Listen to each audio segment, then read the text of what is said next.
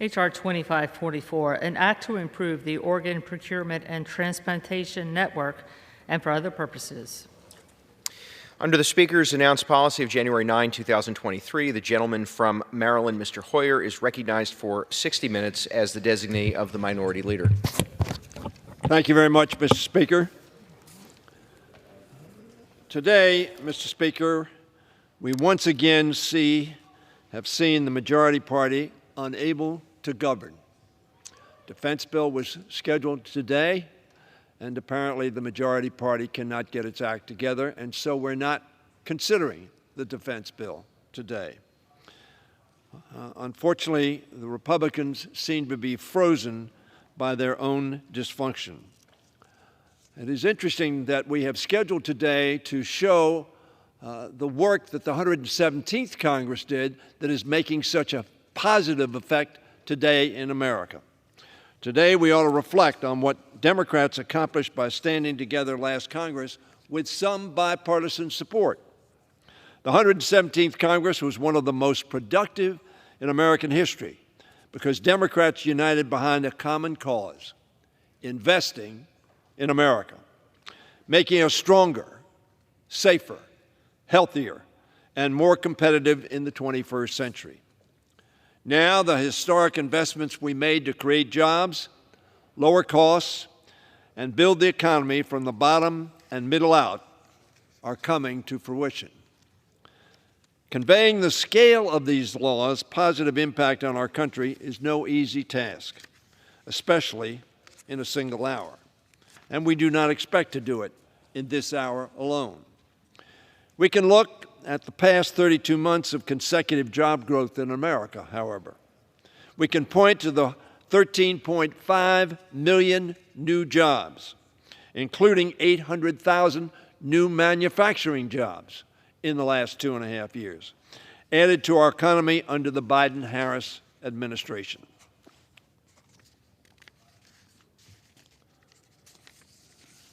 The previous administration, by comparison, Mr. Speaker, added 500,000 manufacturing jobs to the economy in the first 3 years before the pandemic. Indeed, we created more jobs in 2 years than any prior administration has added in a single 4-year term. We pushed the unemployment rate to a generational low, with more Americans working today than at any point in our nation's history. Rather than stalling out into recession, our economy continues to boom because Democrats put people over politics to invest in America. Goldman Sachs just put out a report estimating that we will see another 200,000 manufacturing jobs in the next 2 years alone. That makes 1 million new manufacturing jobs incorporated in what will then be a 15 million new jobs accomplishment. With inflation threatening to eat into more take-home pay for working Americans last Congress, Democrats stepped up to pass policies to reduce costs, raise wages, and create jobs. The results are now in.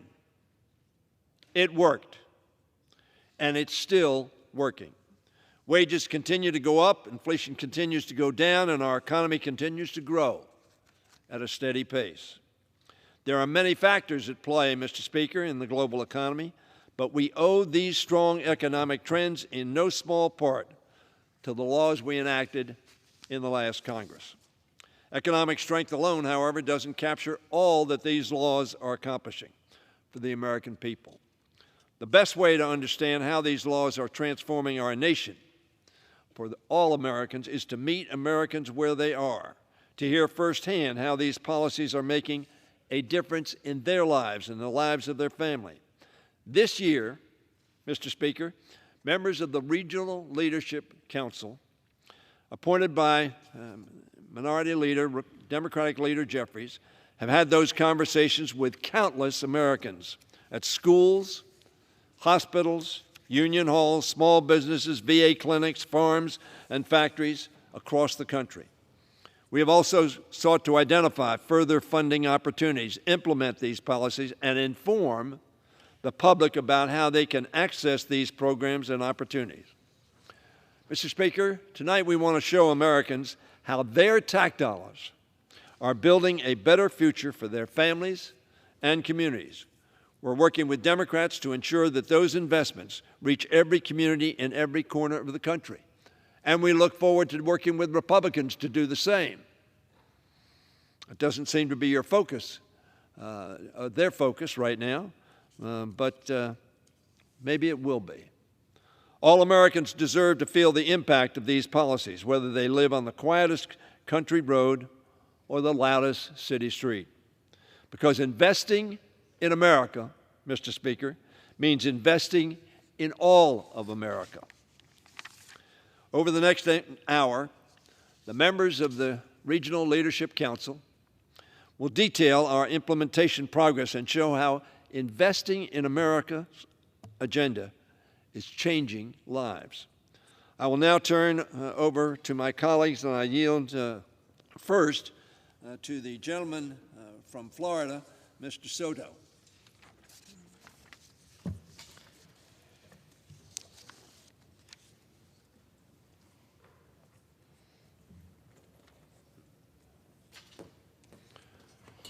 I thank the gentleman from Maryland for this great opportunity. The last Congress was the most productive in over 50 years.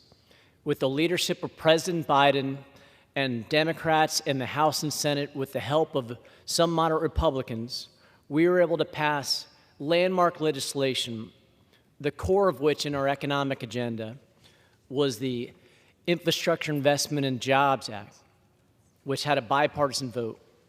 The CHIPS Act, also bipartisan vote, and the Inflation Reduction Act. I'm honored to serve on the Regional Leadership Council as we talk about investing in America. This is about progress. And I'm honored to represent on that council both my home state of Florida and Georgia. In Florida, we're slated for up to $50 billion in infrastructure improvements. It means roads and bridges in places like I-4 in Central Florida, which has been mired in traffic for years because of our great growth. It means a new airport tower in Tampa that our Representative Castro worked on for their growing city. It means for ports across the state. We literally quadrupled the budget for ports in Florida because of these efforts. I got to visit Cape Canaveral and the work they're doing there in the top cruise line destination port in the world. Expansions there. South Florida, water projects to help with clean water, as well as ports have also been huge. And we see these types of expansions also at our airports, like Orlando International Airport with a new Terminal C and expansions there. We've seen hundreds of thousands of jobs be created in Florida because of these infrastructure projects. We're seeing local iron workers and electrical workers, local operating engineers working on these major projects as Central Floridians are gathering together, as well as Floridians from across the state. You know, a surprising fact, Florida had more lead pipes than any other state. That was a big surprise. And now we have funding coming in to help out everything from school kids to seniors that live in mobile home developments. We're also seeing a huge amount of work around the Inflation Reduction Act. Georgia is cleaning up right now in making electric vehicles, electric batteries, and even recycling EV batteries with both Hyundai and Rivian joining in those areas. In fact, when we were in our Energy and Commerce Committee, we had gentlemen from Georgia who had to change their tune on the very bill that was being discussed before, attacking EVs, because there are so many jobs coming into Georgia to help out. And of course, the CHIPS and Science Act. This, coupled with these other bills, are doubling the amount of manufacturing, construction, and investment in our nation. We are the envy of the world right now in the manufacturing that we have going on.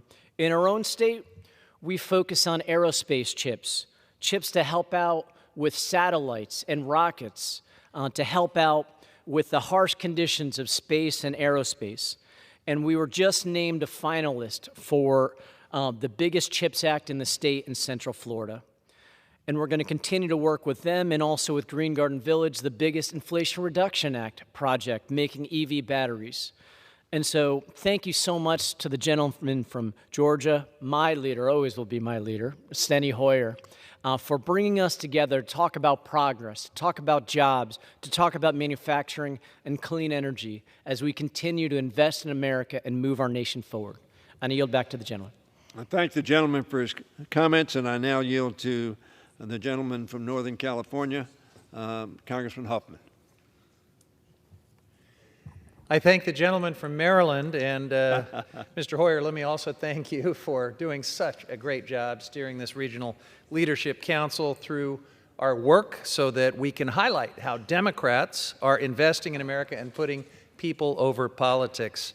Others have mentioned the legislative package that we were able to put on President Biden's desk in the last Congress, all the transformative, historic bills, the American Rescue Plan, bipartisan infrastructure law, the Inflation Reduction Act, and much more. We are bringing down inflation. We are growing the economy. We're rebuilding this country for the 21st century, lowering prescription drug costs, and a lot more. And you know, during that incredibly productive 2-year period where President Biden had a Democratic House and a Democratic Senate, we also showed you can govern in Congress and you can do big things that matter to people, contrary to what we're seeing with this Keystone Cops episode in the Republican majority in this Congress. Now, as the representative for Region 2, and that's Northern California, Alaska, and Hawaii, I've had a laser focus on bringing these investments home for some of the most consequential issues that we're up against. And today I want to highlight 2 of those big priorities: investments for tribes and solutions to manage our increasingly difficult water challenges in the West. I proudly represent a region rich with indigenous diversity. Throughout my time in Congress, I've worked with tribes to address the various issues affecting these communities, from critical infrastructure to reviving ecosystems on the brink of collapse. And one element of critical infrastructure that's been neglected for way too long is broadband expansion. In today's digital age, access to affordable high-speed internet is not a luxury, it is a necessity, but there's still a staggering digital divide, especially in Indian country. Under the Biden-Harris administration, we're beginning to change that. We've been building out broadband infrastructure to connect tribes with internet access that is essential to economic development, education, public safety, and quality of life. A lot of the grants are flowing to our communities thanks to the $3 billion tribal broadband connectivity program that we created last Congress. Just last month, I got to tour a local project in Covelo with the Round Valley tribe, very remote part of my district. And they are working with this grant funding to expand broadband to connect 726 tribal households, 3 tribal businesses, 7 tribal community anchor institutions, including a health clinic. This is game-changing stuff. The infrastructure law is also helping with a project that's incredibly important to tribes in my region, restoring the Klamath River Basin. The Karuk, Hupa, and Yurok tribes' way of life has revolved around the Klamath River since time immemorial, but 4 dilapidated hydro dams on that river have decimated it. So now, with the help from the bipartisan infrastructure law, those dams are finally coming down. They don't impact anyone's water supply, but they are going to help bring this river back to life thanks to the work that we've done. And on top of all that, the Interior Department just announced $150 million from the IRA to electrify homes in tribal communities. These are real results happening for populations that have been underserved and left to the wayside for far too long.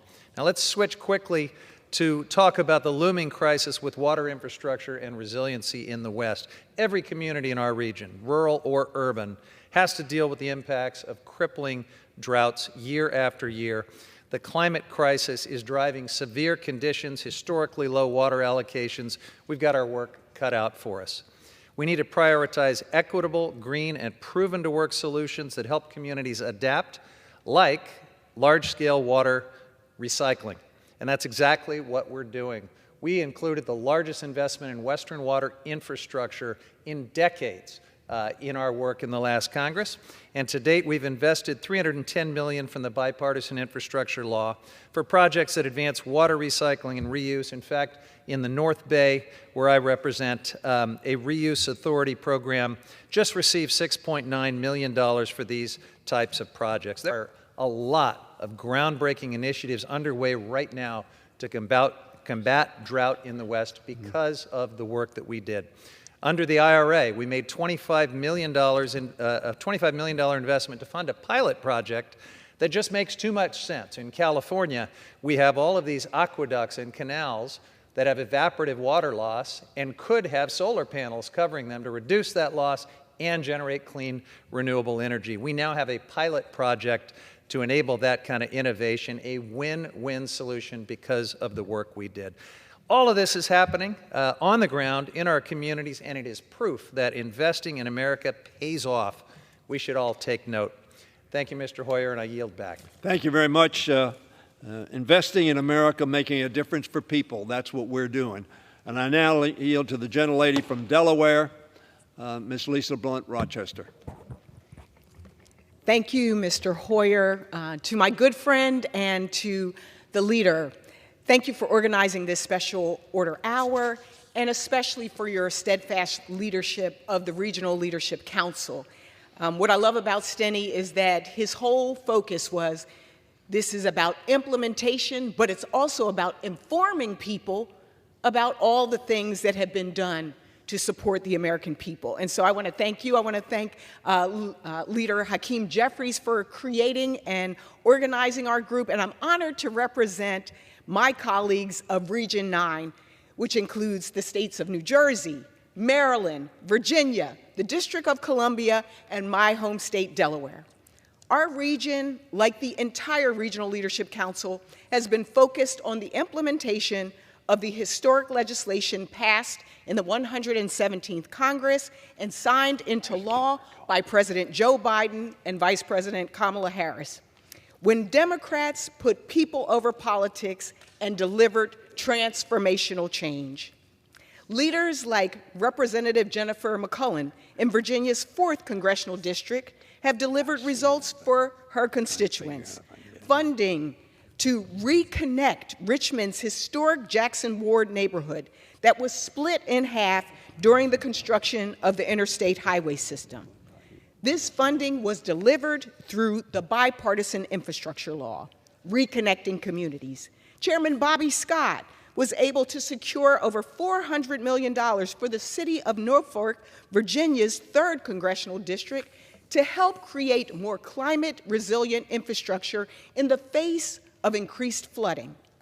Kwesi Mfume, the congressman, as well as John Sarbanes and Dutch Ruppersberger, also celebrated the launch of a new workforce hub in Baltimore that came as a direct result of the CHIPS and Science Act.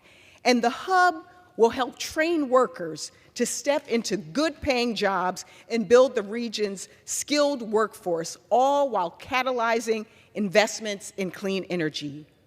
These stories are just some of the stories all around Region 9, including Delaware, where after decades of effort, families waiting and struggling when nobody believed them, our veterans in this country started a movement for better health care. And we, under Democratic leadership, not only believed them, but fought for them, and were able to turn that into action with the passage of the PACT Act.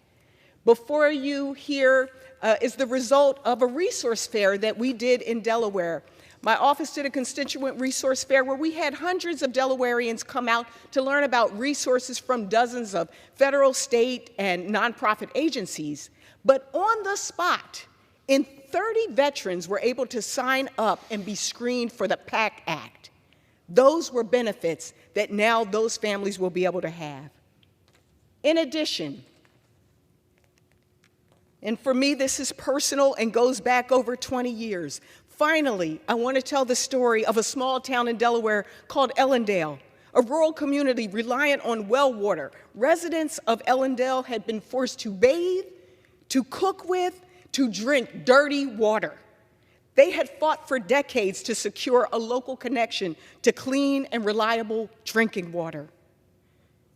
They're holding the water in their hands. With the passage of the bipartisan infrastructure law and the historic investments made through the Inflation Reduction Act, small rural towns like Ellendale will finally be able to open their taps and know that clean, drinkable water will be flowing from them, meaning that they will be healthier and able to thrive. Again, I am so proud of the work that we have been able to do. Lastly, I would just say this. All of our work has expanded drinking water across this country. State revolving drinking water funds have gotten $14 billion, provided over $500 million directly to small and disadvantaged communities, over $500 million to remediate lead contamination, and included was a provision that I authored for the first of its kind low-income water bill assistance program. I will end with this. We came out of a pandemic as a country. Don't forget where we came from. This Congress, the 117th, with President Joe Biden, passed historic legislation that will provide for the American people clean drinking water, clean air, access to internet, cheaper health care, newer roads and bridges, more jobs. Bottom line, we put politics to the side and we supported the people, and we didn't just do it with words, we did it with action. We delivered. Delaware delivered for you, and we deliver for the American people. Thank you, Mr. Chair. Mr. I thank the Hoyer, gentlelady for talking about how the impact of the Investing in America agenda has worked for America and Americans. At this point in time, I want to yield to Grace Ming from New York. Thank you, Mr. Hoyer, and for your leadership, and for organizing this special order hour for the Regional Leadership Council, and to our Democratic leader, Hakeem Jeffries, for giving me the opportunity to represent our New York region. When Democrats held the majority in the 117th Congress, we did not waste a moment making President Biden's Investing in America agenda a reality. I am proud to report our bold agenda is delivering unprecedented federal investments to the state of New York. I see every day how these investments are creating well-paying jobs, improving my state's infrastructure, increasing green energy production, lowering energy costs for families, and bringing 21st century industries to our state. In just 2 years, New York has received over $12 billion in public infrastructure and clean energy funding, and is slated to receive billions more in the coming years. But beyond the numbers, what do these investments look like in New York? It looks like Micron investing $20 billion within this decade in semiconductor manufacturing in Clay, New York. $254 million to make more train and subway stations accessible to people with disabilities. $175 million for infrastructure improvements for our airports, including $111 million for JFK and $56 million for LaGuardia, but also for our dozens of smaller regional airports that so many communities rely on, like $14 million for Long Island MacArthur. $18.3 million for the purchase of over 50 electric school buses for our public school students, and $664 million for providing fiber optic infrastructure to cities and towns without internet service. These investments are transforming New York right before our eyes. So the next time you see a lane closed on the highway for construction, or a neighbor installing solar panels, or an EV charging station open on your way to work, or a decrepit bridge being replaced, there is a good chance that the Investing in America agenda helped make that possible.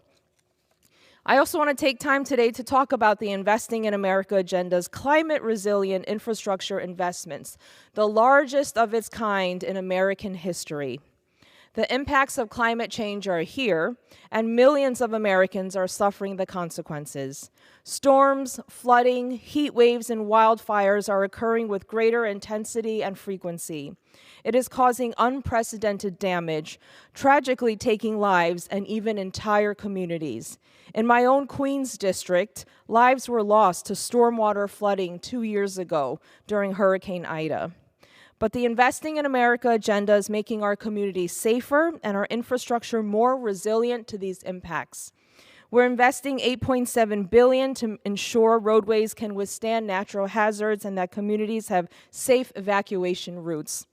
$8.2 billion across programs designed to reduce the risk of and detect and fight wildfires. $3.5 billion for the flood mitigation program to help flood-prone communities reduce the risk of flood damage to homes and businesses, and so much more. These investments from Democrats and President Biden and Vice President Harris, in addition to the massive investments we're making in fighting the climate change crisis, will help protect communities and save lives. I yield back to the gentleman from Maryland. Again, I thank the gentlelady for bringing to the American people's attention the consequences of the investments we have made in America and how it has impacted our families and our friends all over this country. And I now yield to the gentlelady from Pennsylvania, Madeline Dean.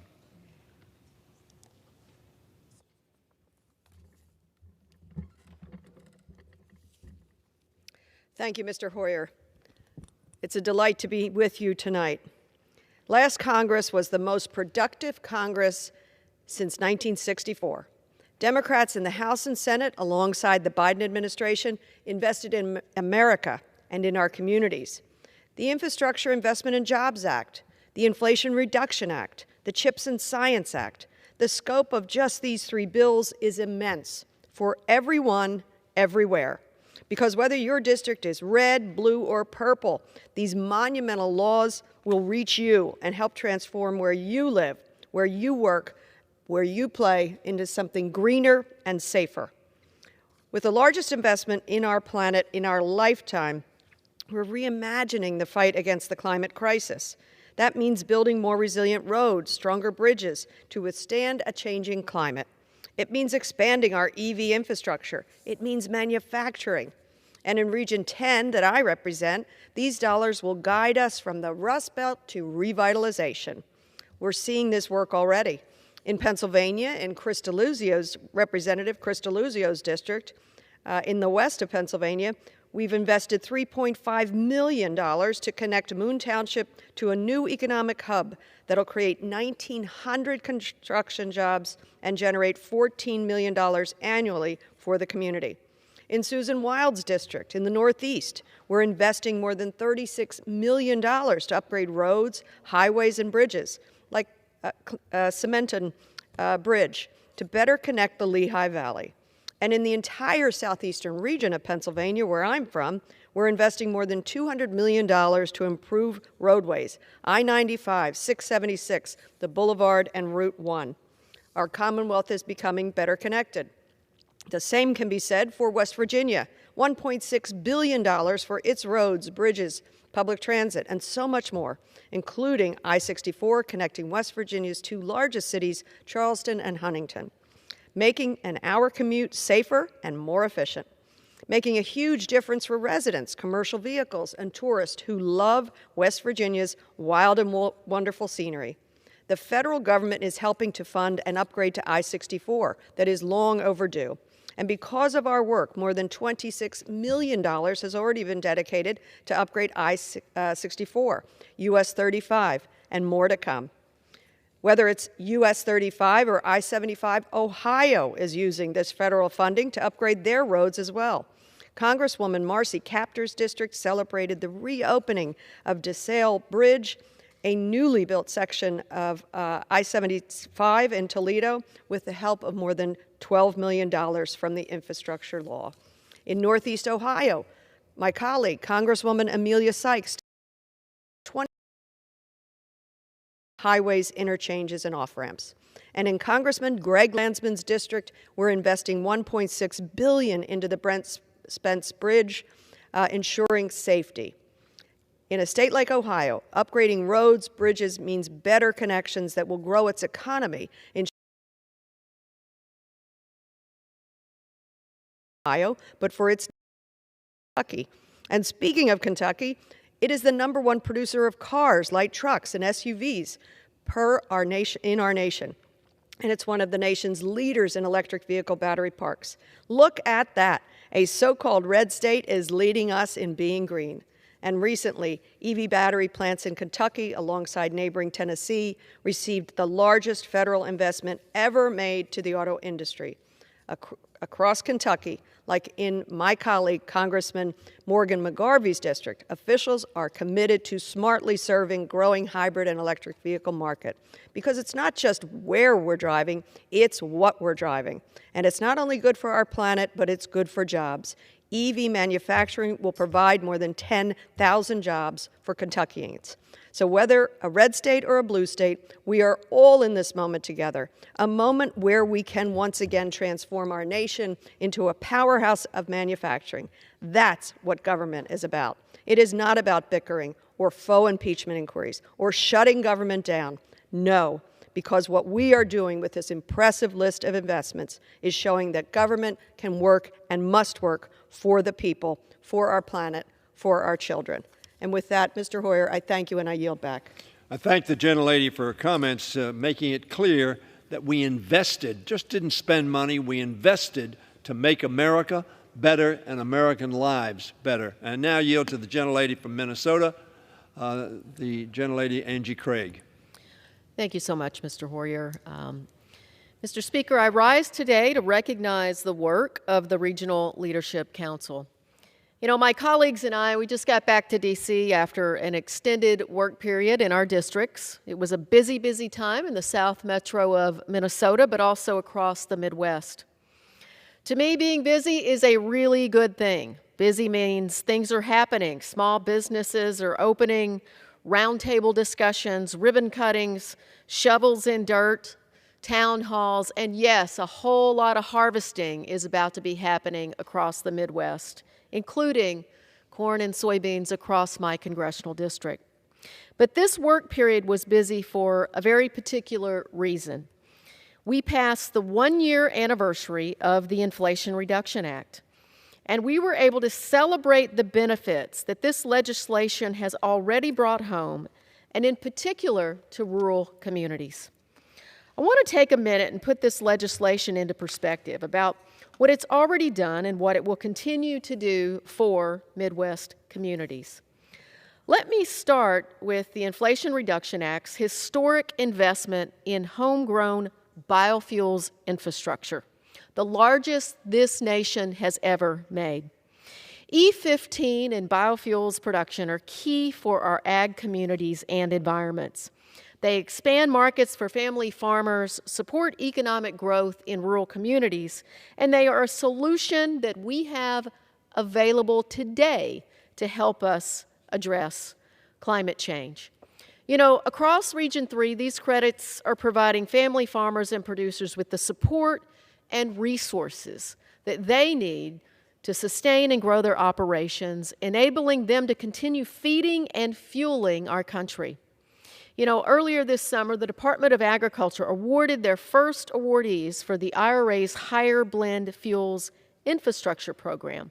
Half of the awards went to states in Region 3 alone. You know, the signing of the Inflation Reduction Act also signaled a historic investment in our nation's infrastructure. Infrastructure investments are a win-win for America's workers, business, and communities. They just make sense. In Minnesota, we've received $3.8 billion in infrastructure and clean energy investments, including federal dollars to make our roads, our bridges, public transits, and airports safer, deploy clean water projects, and provide broadband funding to make sure our rural communities can access the high-speed internet they deserve.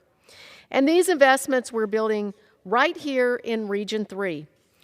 We have about $1 billion headed to Wisconsin. If you know anything about Minnesota, we are very competitive with Wisconsin. But as a Region 3 representative, I am so proud to say that, those dollars are going to the Midwest through the Broadband Equity Access and Deployment Program to provide high-speed internet to 253,000 homes and small businesses.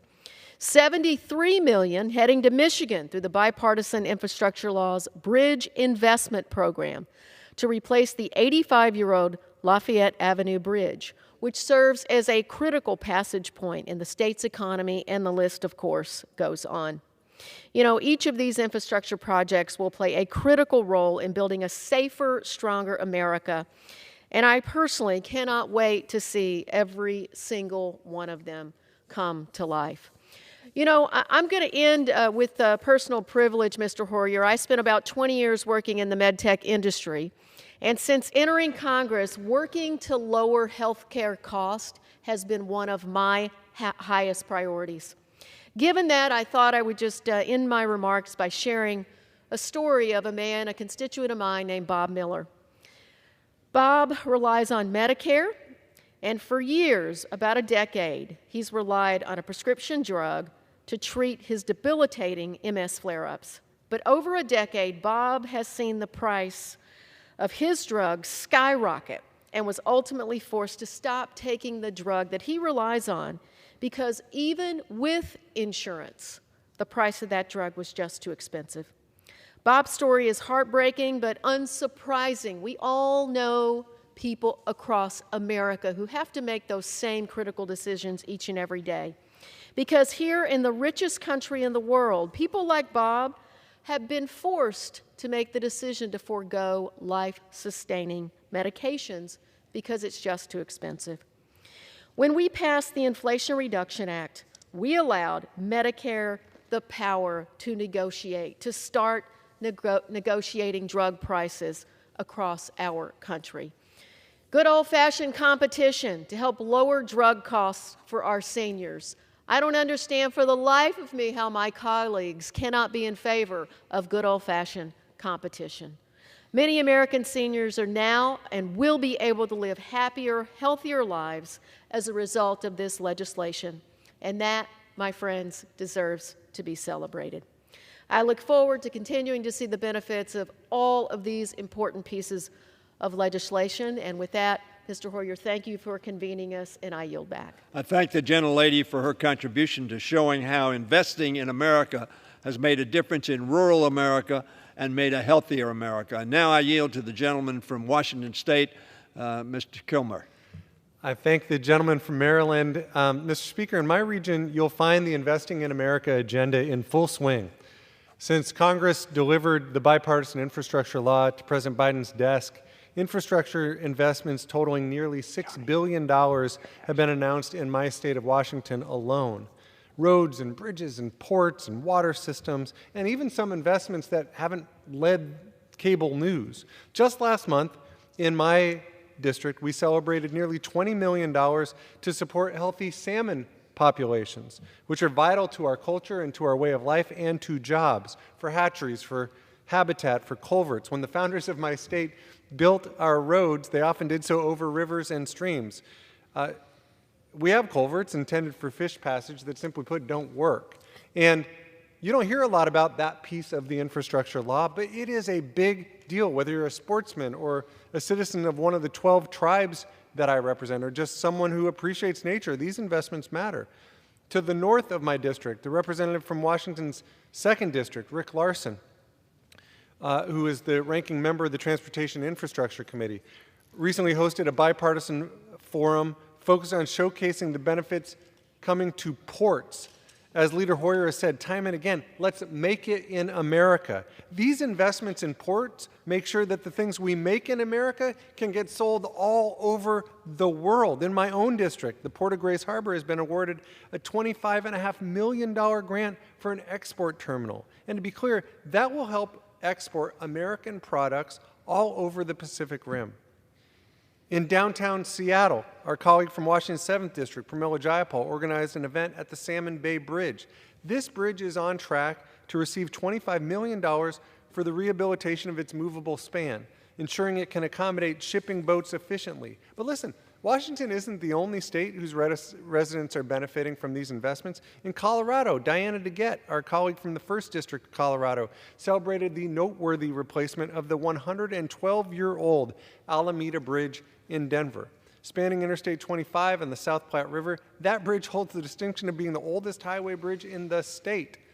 Speaker, it's no exaggeration that we are seeing historic investments made possible by the President's agenda, working with our caucus. And at its core, it's about critical infrastructure investments that are happening throughout our nation every day, because infrastructure is fundamental for a thriving economy and for a community. I've seen it firsthand. I worked in economic development before I got to Congress, and we've seen these investments. It's not just about the roads under our feet, the bridges we cross. It's not just about pipelines for clean water to our homes or trains delivering us to our hometowns. It's about technology, too. A while back, I visited a tribe in my district on the coast of Washington. It's as rural as people in this chamber could possibly imagine. And we stopped at their library, and I said, is this where your students study? And they said, we don't have internet in this library. That's just unacceptable. And the fact is, the bipartisan infrastructure law is going to connect people to broadband in a big way, so that if you're an entrepreneur or a senior or a student in a rural classroom, that you can get online, so that you can connect your business or have a telehealth visit or take an online class. We are seeing the benefits of this Investing in America agenda and the commitment to re-energizing and strengthening our communities, including rural communities that I represent. We are helping people make it in America, and we're seeing that in the region that I come from on the West, and I couldn't be more excited about what's ahead. And I thank the leader for pulling us together and for his leadership. I thank the gentleman from Washington State who's made such a difference in this Congress, making sure that people understand that we have invested in America and their lives are better. Now I yield to the gentleman from California, Mr. Cardenas. Mr. Speaker, I'd like to start by thanking the gentleman from Maryland for yielding time. I rise today with an update for the American people. We are investing in America, and it is paying off. Like every other representative in this room, I just returned to D.C. after a district work period. Who's next? Back in Southern California, I heard story after story about transformative changes in our communities that are going on, all thanks to bills and programs that President Joe Biden signed into law after we passed them right here in Congress. I met with employees at Capstone Energy Corporation, one of the many successful clean energy companies that employ over 37,000 people in my district and are working to advance our carbon reduction goals. With support from the Inflation Reduction Act, businesses like Capstone will grow and hire more employees to help us transition to a cleaner energy future. I sat down with veterans to speak with them about what we're doing in Congress to go beyond thanking them for their service. We talked about benefits they can access through the PACT Act and support they can receive from 988's Veteran Crisis Line, initiatives championed by House Democrats and signed into law by President Biden. Recently at a roundtable, local healthcare workers explained to me how lower drug prices for people on Medicare are making a big difference. House Democrats and President Biden are committed to making health care more affordable, and that includes lowering the prices of drugs that our seniors need. That's why we capped the price of insulin. Anyone who takes insulin every day to stay alive knows just how life-changing lower insulin prices are. Before we brought prices down, the high cost of insulin forced many people with diabetes to make extremely risky decisions like rationing insulin because they just couldn't afford to buy more. I know how devastating diabetes can be, especially when you can't afford to manage it. My dad, Andres Cardenas, died at the age of 67, and I can tell you from personal experience how painful it is to watch someone you love choose between providing for his family and getting life-saving medicine. No one in America should ever have to do that. No family should suffer through that. That's why congressional Democrats and the Biden administration are working so hard to lower drug prices for Americans so that no one has to watch a loved one suffer from an illness that they just cannot afford to treat. Thanks to the Inflation Reduction Act, the Biden administration has successfully capped out-of-pocket insulin prices for those on Medicare at $35 a month. It was momentum behind these policy ideas that moved insulin manufacturers to lower costs across the board on insulin products. This will allow people to live longer, healthier lives. We know mental health is just as important as our physical health. This summer, America celebrated 1 year since the launch of 988, the number for the new suicide crisis lifeline that anybody in America can call 24 hours a day. The 988 system is saving lives. Back home, D.D. Hurst Mental Health Services, the lead crisis center for the Lifeline in California, released data showing that California centers answered over 280,000 calls, chats, and texts, with 98% of these contacts getting resolved. Communities across America are thriving because of the investments that congressional Democrats and President Biden has made in our futures. We're rebuilding crumbling infrastructure and designing new transportation, ensuring that all Americans have access to high-speed internet, lowering drug prices, providing mental health resources, giving our veterans the resources they need, and kickstarting job creation around the country. I'm so proud of what we have been able to accomplish, and I look forward to all that we will accomplish with President Biden, and I invite our Republican colleagues to join us. And with that, I yield back to the gentleman. I thank the gentleman from California for his observations with respect to investing in America, making a healthier America, healthier families, both from a physical health standpoint and a mental health standpoint. Now I'm pleased to yield to the gentleman from Louisiana, Mr. Carter. Mr. Hoyer, thank you very much for this great opportunity, and thank you for your incredible leadership in leading this Regional Leadership Council. Special thank you to our leader, Leader Jeffries, for this very significant appointment to serve on this committee with so many outstanding members of Congress. I'm proud to be the representative of Region 7 on the House Democrats Regional Leadership Council, representing Alabama, Louisiana, Mississippi, Tennessee, North Carolina, South Carolina, Puerto Rico, and the Virgin Islands. In Louisiana, the month of August is known for its hurricanes. To see what climate change looks like, I invite you to visit us. Storms, floods, sea level rise, our lives, our homes, our cultures are literally on the line. I was honored to have my friend, Senior Advisor Mitch Landrieu, back home during the district work period to talk about critical funding Democrats secured during the 117th Congress through the bipartisan infrastructure law to help combat the crisis in our climate. We announced new climate resilience funding through 2 competitive grant programs, marking a pivotal moment in safeguarding our communities and building a more resilient nation. Democrats are dedicating more money to FEMA to empower communities nationwide to proactively reduce their vulnerability to floods, hurricanes, droughts, wildfires, extreme heat, and other climate-induced hazards. These are real. As it was said earlier, what a shame that some would suggest it isn't real, that it's a hoax. Ask the people throughout America if they believe it's a hoax. Louisiana will receive funds through both grant programs. Specifically, we had 55 projects selected, totaling $207 million statewide. In my district alone, receiving $96.5 million. These dollars reflect recognition of the growing threats posed by climate change and a commitment to addressing these issues head on. The benefits of these programs are happening all over Region 7. FMA and BRIC grants are awarded to Alabama, $27,500, Mississippi, $2.4 million, North Carolina, $7.6 million, South Carolina, $1.2 million, BRIC grants, Mississippi, $315,000, North Carolina, $163 million, South Carolina, $40.7 million. These investments in Region 7 are being used for projects like installing standalone emergency generators to be used in power failures affecting some 30,308 folks in Mississippi, protecting North Carolina's water supply in Justice 40 projects, and alleviating repetitive flood loss to critical lifeline utilities and emergency support services, and ensuring a South Carolina water treatment plant supply during flood events. Millions of Americans bear the brunt of climate change's impact every year.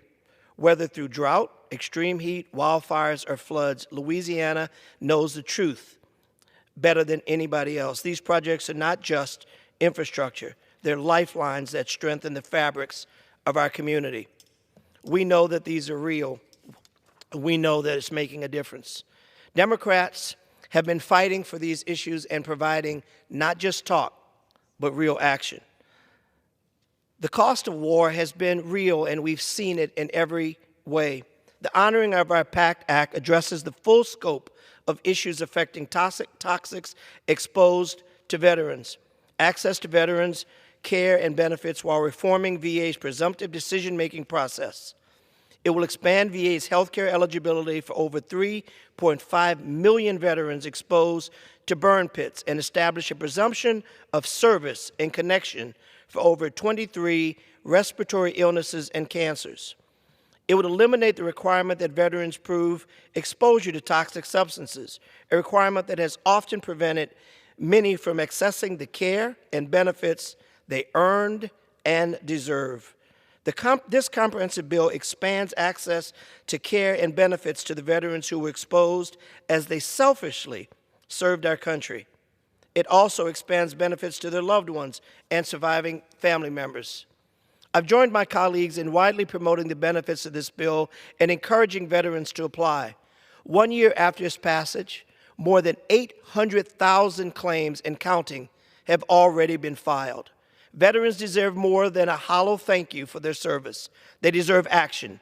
Democrats are making good on our promise to care for all veterans exposed to toxic substances. In Region 7 alone, we have 2.6 million veterans. This includes Louisiana, 279,000, Alabama, 359,000, Arkansas, 211,000, Mississippi, 187,000, Tennessee, 453,000, North Carolina, 703,000, Puerto Rico, 81,000, South Carolina, 393,000.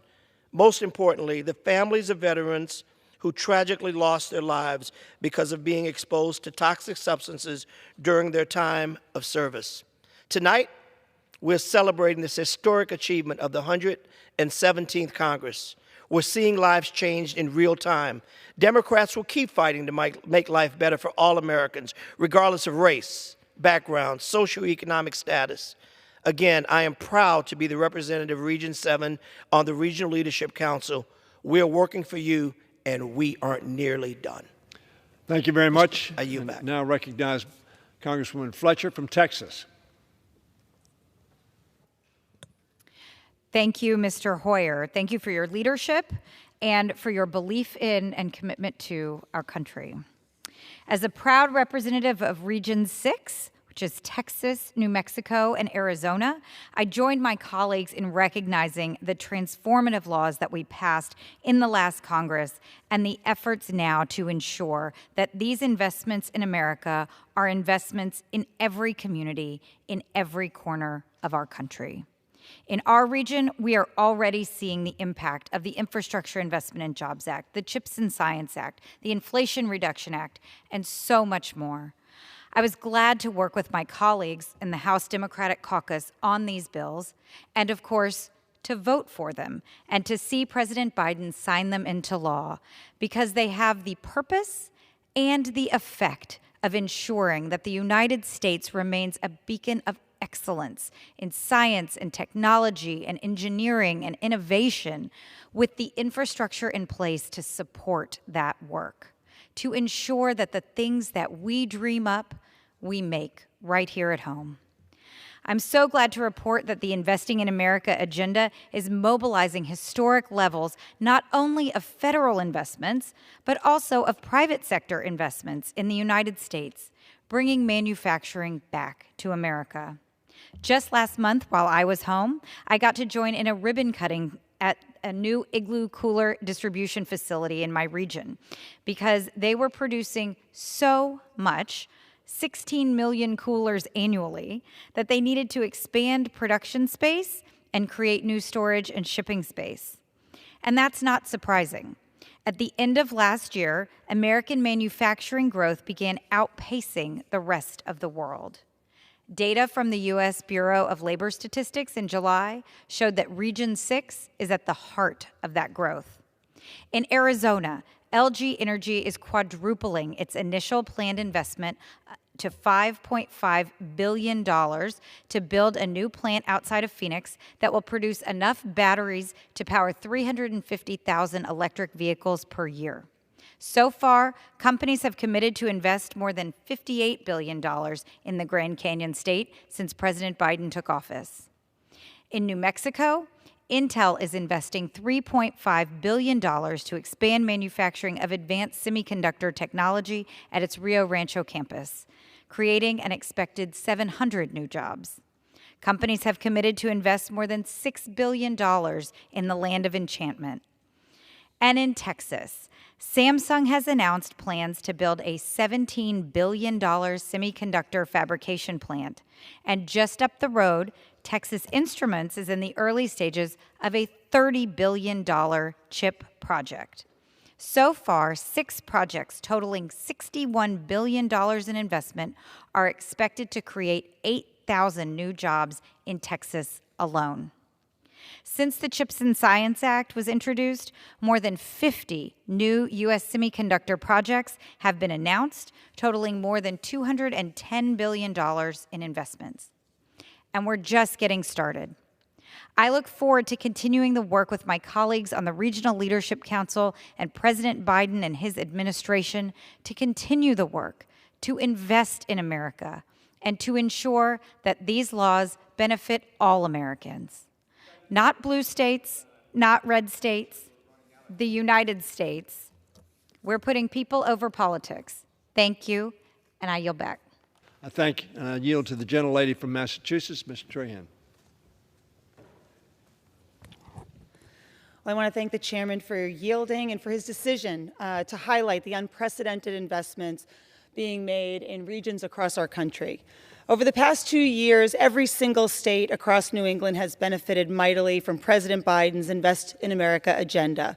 We've heard already from my esteemed colleagues on the Regional Leadership Council about the life-saving health care savings that families are starting to feel, the good-paying manufacturing jobs we're creating, and the tremendous strides we're making to close the digital divide.